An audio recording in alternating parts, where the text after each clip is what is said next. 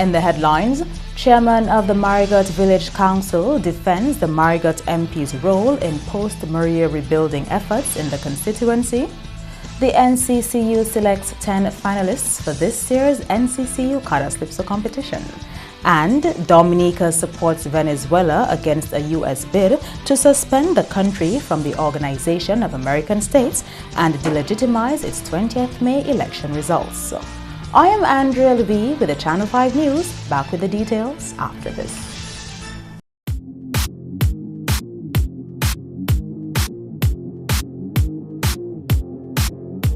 Rudolph Thomas Enterprise in Portsmouth, your suppliers of building materials and hardware products. Over 20 years experience in the business. Rudolph Thomas has lumber and plywood, galvanized and fence pipe. Check out Rudolph Thomas for ceramic and vinyl floor and wall tiles, nails, nuts and bolts, paint and painting supplies. And check out their line of electrical and hand tools. Go now to Rudolph Thomas on 1240 Bay Street in Portsmouth. Thank you for staying with us. First up, former Dominica Labour Party candidate Dayton Baptist is accusing MP for the Marigot constituency, Lennox Linton, of abandoning his role, especially in the post-disaster recovery. Dayton Baptist claims he was one of the first to go on the ground to respond in the aftermath of Hurricane Maria of September, being the relief coordinator for the constituency. He has called out the opposition leader, Marigot's Member of Parliament, suggesting Linton has not given the representation required to lead their rebuilding efforts. Having that love and compassion for people, I won't sit back and see them in need, and knowing that I can do some assessment and try to help, I continue to do that. And I have to, because, to be honest with you, there is nobody else showing that love and compassion for us in Marigot. Even our very own Pal Rep, I mean, has not even at this time after Maria you could even identify with, even handing somebody a bottle of water to drink, and just abandon us, and that is about it. Baptist spoke to Channel 5 News last Tuesday, the day Linton returned from a trip to the U.S. He also accused Linton of not being proactive ahead of the start of the hurricane season. Have not up to this day called a meeting to tell us, well, next hurricane season's ahead, what are we doing, or what is the way forward? Nothing at all. So I stay on the ground and keep the people informed as to what we can do and where we should be going. Your Pal Rep, like the rest of the opposition parliamentarians, feel that they've been sidelined in this whole government response to the hurricane. You're telling me that you feel that there's a level of absenteeism on his part here. Oh yes, there is a great level of absenteeism. For a matter of fact, he just returned. I just saw him coming off the flight not too long ago. So I mean, and hurricane season is on, and up to this day, as I say, we have not heard anything or see him telling us anything at all as to a way forward. In related news, the chairman of the Marigot Village Council, Egbert Jeremy, has said that it was upon the instructions of the Marigot MP that they wrote to government to make a case for financial assistance for home repairs. Jeremy said they acted on Linton's advice when they realized that the constituency was being disregarded for aid. We as the village council noticed that this was happening, that he was not being paid to him, so we decided as a council to go to the government ourselves for our Marigot people. We did that. I say this, but I would like to let you know that this initiative came from the Pal Rep. He was the one who advised us to do that because they would not want to talk to him. So he asked us to write and ask for an audience, which we did. And then we did get an audience, and I believe that things are happening because of the audience with the Prime Minister. Jeremy admits that Linton would not have gone directly to the Prime Minister because, according to him, that is not his personality. The parliamentary representative, who is Mr. Lennox Linton, has been making claims for Marigot, but they say that all he wants to do is talk in Parliament. What he should have done was come to the government personally to ask for stuff, which he did not do, you understand? And then the reason we didn't get anything is because he did not face the government for what he wanted. And I know that we have been overlooked because what they've been looking forward to happening did not happen. The Pal Rep did not go to the Prime Minister. And I don't think he would do that knowing his personality. He wanted to go to Parliament to make his representation for Marigot, and this wasn't happening. So Marigot in itself, unless we had gone to the Prime Minister, I don't think anything would have happened for us. So that's what I'm talking about. We were being overlooked in that way. On the issue of relief assistance, he explained that Dayton Baptist, as relief coordinator, was not effective. I am one person, I don't like hurting people, but I like to speak the truth to things. In the beginning, where the relief was concerned, Mr. Dayton Baptist, who was said to be the relief coordinator, didn't do a good job. And we were not receiving anything from either anywhere until we had people coming from Martinique, from Antigua, from Grenada, Guadeloupe. My sister actually had a boat paid for and come here, brought stuff for us. And we had to go to the airport sometimes to demand some stuff from Mr. Dayton. And we know that things were coming at the airport and leaving Marigot and going elsewhere. And most of the stuff that I received was actually stuff that Mr. Lennox Linton called his people overseas. His brother came here with a catamaran from Martinique about 3 times and brought stuff here.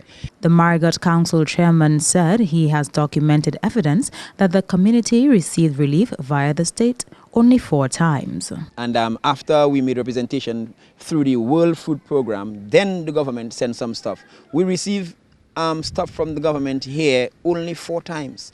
4 times. And I have the list as to how much stuff that we received from Dexia, some stuff from Masterfans, and the stuff would come when the World Food Program would bring stuff, so they would complement it.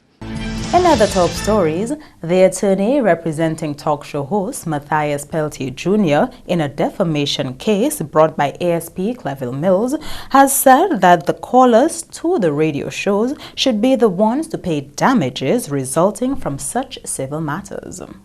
Channel 5 News asked talk show host Matthias Peltier whether he thought that callers to live radio shows ought to be more responsible in what they say. Some are of the view that callers sometimes make defamatory statements for which only the talk show host and the radio stations pay damages. I would agree that we as hosts of radio programs and television programs should hold callers to a higher standard.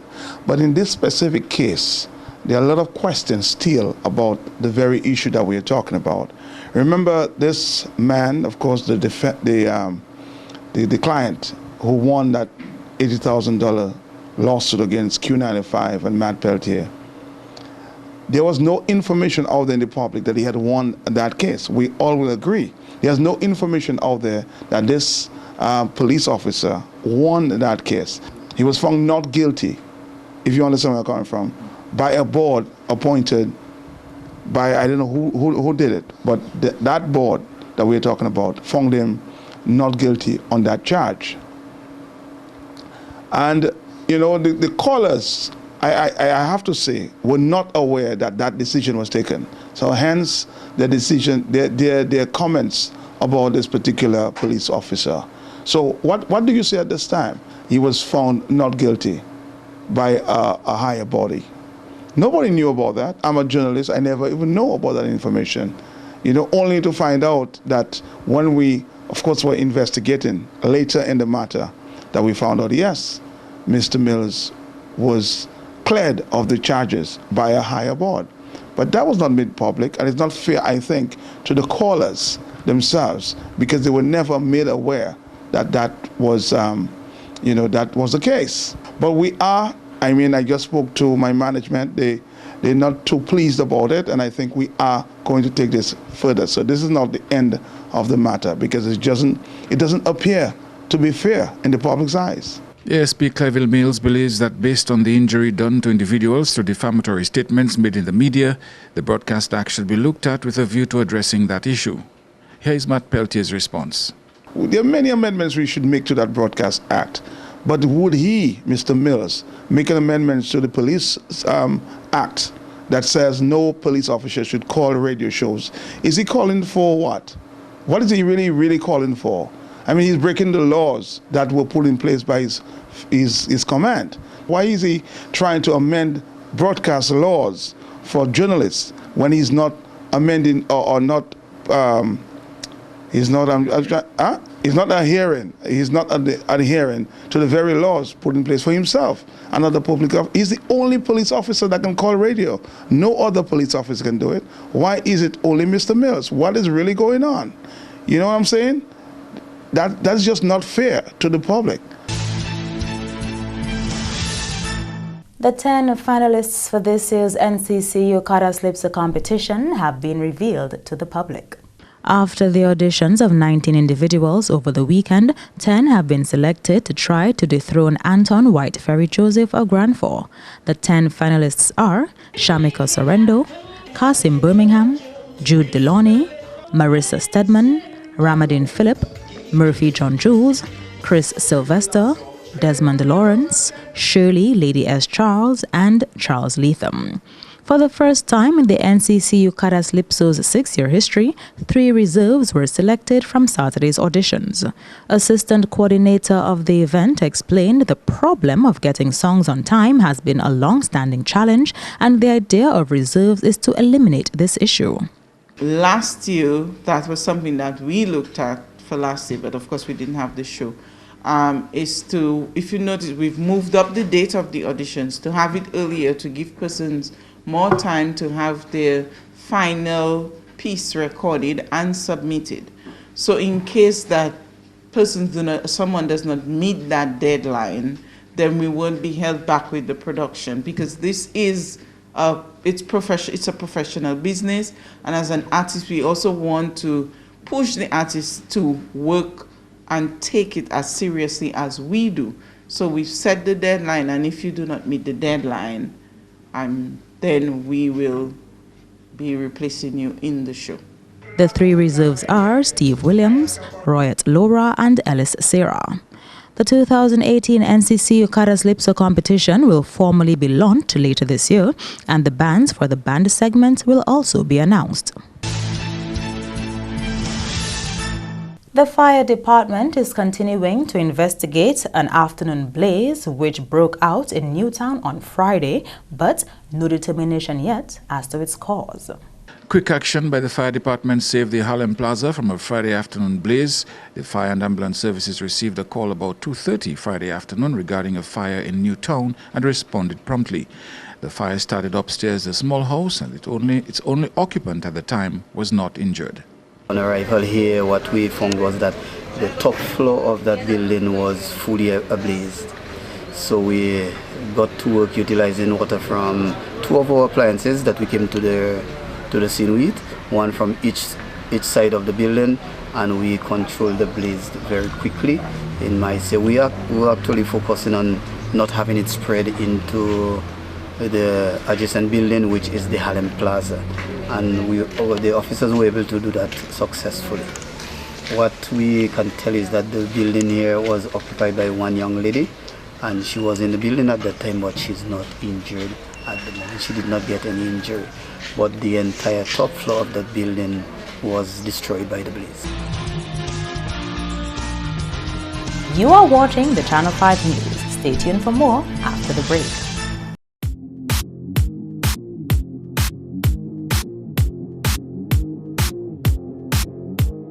M&J Covering is the producer of Designed Galvanized and Galvalume in Dominica. They design to your specifications, color and length, 4 styles of galvanized and Galvalume pre-painted roofing sheets as requested, and supply all your Galvalume accessories. M&J Covering helps you control spending and reduce waste. At M&J Covering, they are also equipped to build your roof to precise standards anywhere on island.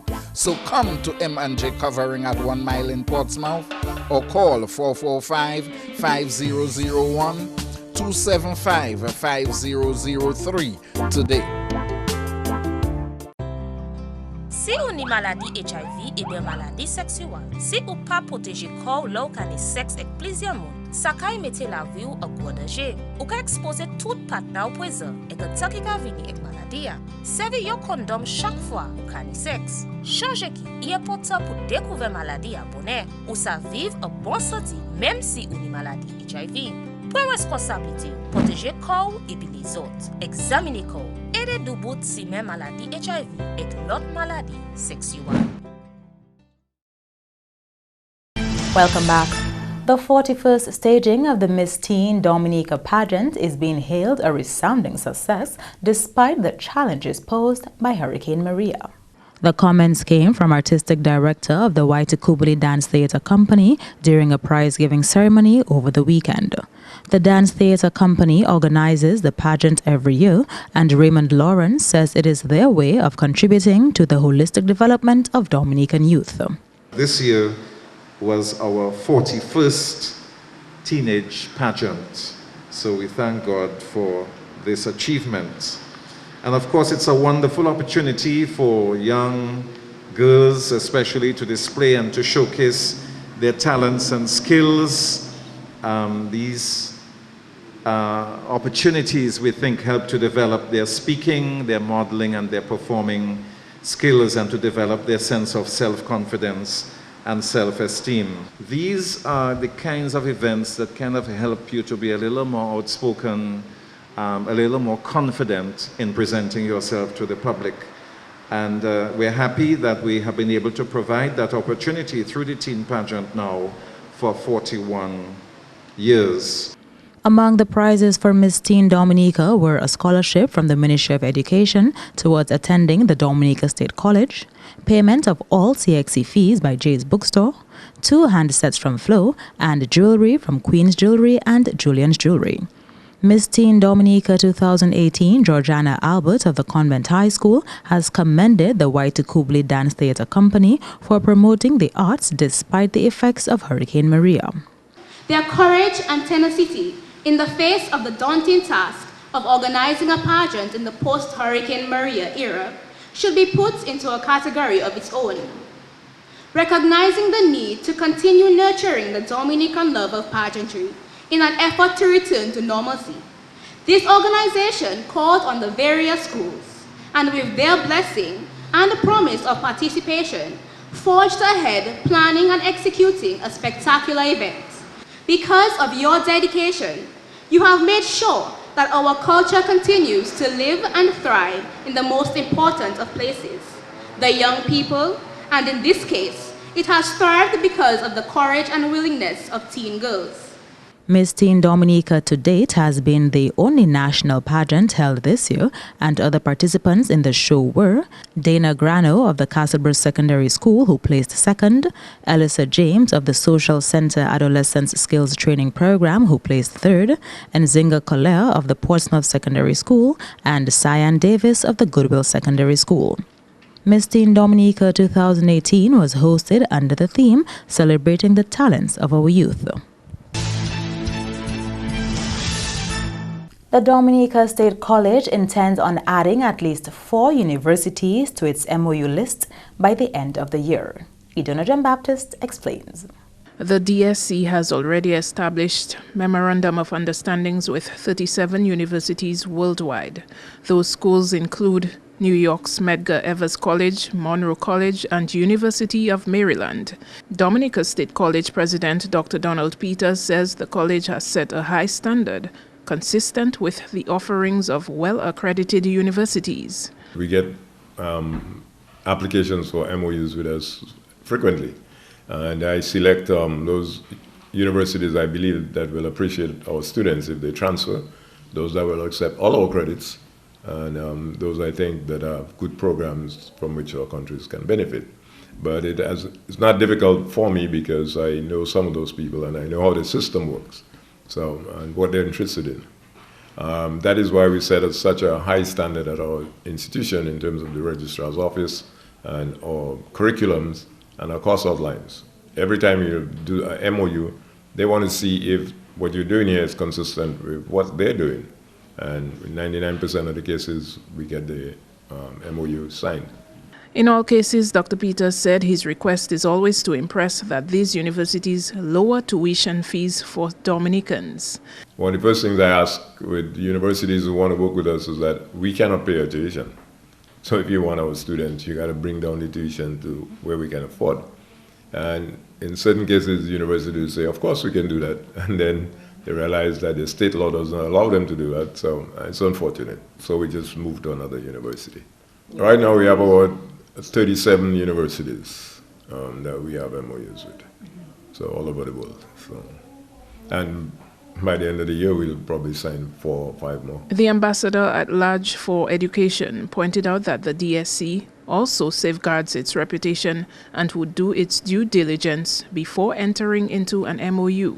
One of the things that's happening in the International Educational Forum today is that we don't care how good you say a university is. If it doesn't have international connections, then you're not part of the global educational model. So if you're University X in New York and you haven't got an international program, people will not come to you, they go to another one where they can get internships overseas, travel abroad, all of and diversity. Universities are interested in making sure that students have experiences either working or learning in a different environment. They want to have opportunities to bring foreign professors, international students to the campus. That is how you make money in the 21st century in higher education. And the United States has failed to get the 24 votes required in its bid to suspend Venezuela from the Organization of American States. Julian Morris has more. The United States does not believe the May 20 elections in Venezuela, which saw the return of Nicolas Maduro to office, is legitimate and has succeeded in securing 19 votes in an attempt to delegitimize the Venezuela election. In addition to suspension, I call on fellow member states to apply additional pressure on the Maduro regime, including sanctions and further diplomatic isolation, until such time as it undertakes the actions necessary to return genuine democracy and provide people desperately needed access to international humanitarian aid.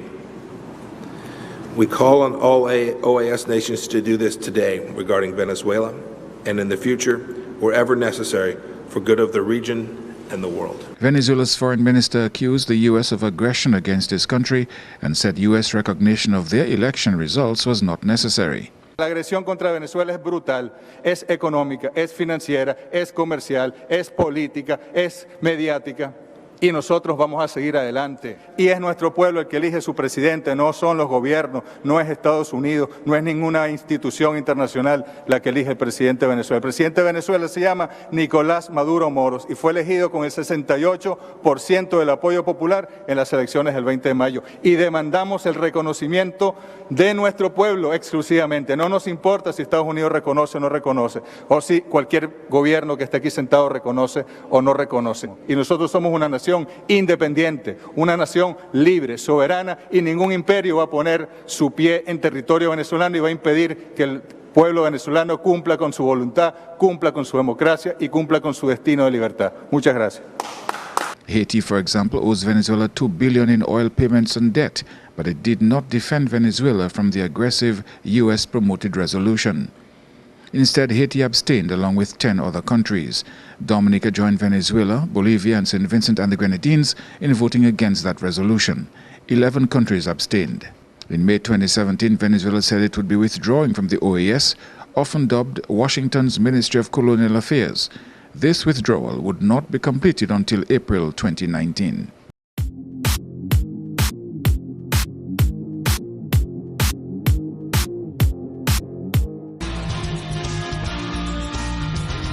To end the news, the headlines again. Chairman of the Marigot Village Council defends the Marigot MP's role in post-Maria rebuilding efforts in the constituency. The NCCU selects 10 finalists for this year's NCCU Karaslipso competition. And Dominica supports Venezuela against a U.S. bid to suspend the country from the Organization of American States and delegitimize its 20th May election results. Feel free to contact us at news@marpin2k4.com. You can also access our past newscasts on our YouTube channel. On behalf of the entire production team, I am Andrea Louis, and to all of our viewers around the world, thank you so much for watching. Join us tomorrow.